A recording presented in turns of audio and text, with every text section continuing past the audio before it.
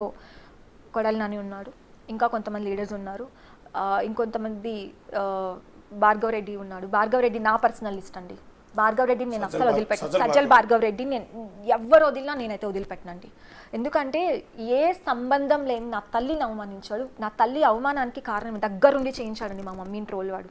So Bhargav రెడ్డిని నేను వదిలిపెట్టాను. లీగల్గా ఖచ్చితంగా వాడిపైన యాక్షన్ తీసుకోబోతున్నాను. చాలామంది ఉన్నారండి, వస్తే అన్ని మెల్లిగా మా పార్టీ బుక్ ఓపెన్ చేస్తారు, అన్ని త్వరలోనే బయటకు వస్తాయి.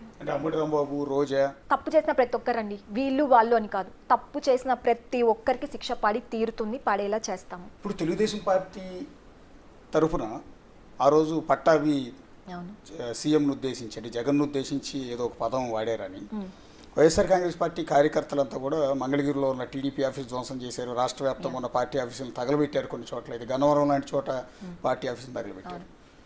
సో వాటికి రివెంజ్ ఉంటుందా? ఇప్పుడు మీరు అధికారంలో ఉన్నారు, వాళ్ళు ప్రతిపక్షంలో ఉన్నారు. అది కక్షపూరిత రాజకీయం కాదు. పార్టీ ఆఫీసులు ధ్వంసం చేయడాలు ఇవి కాదు మాది. తప్పు చేసిన వాడికి శిక్ష వేయించడం మా పార్టీ లక్ష్యం.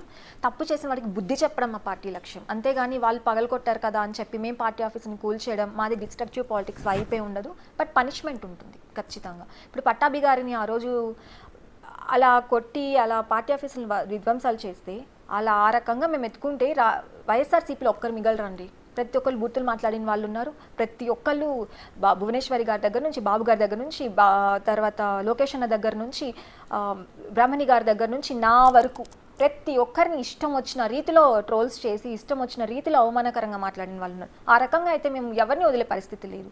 ఎన్ని భవనాలు కూల్చాలి అది కాదు మాకు కావాల్సింది. మా మెయిన్ ఫోకస్ అంతా చెల్లా చెదురైపోయిన ఆంధ్ర రాష్ట్రానికి ఒక అమరావతి క్యాపిటల్ తీసుకొని రావాలి, ఛిద్రమైన బ్రతుకులకి ఒక దారి చూపించాలనేది ఫస్ట్ టార్గెట్.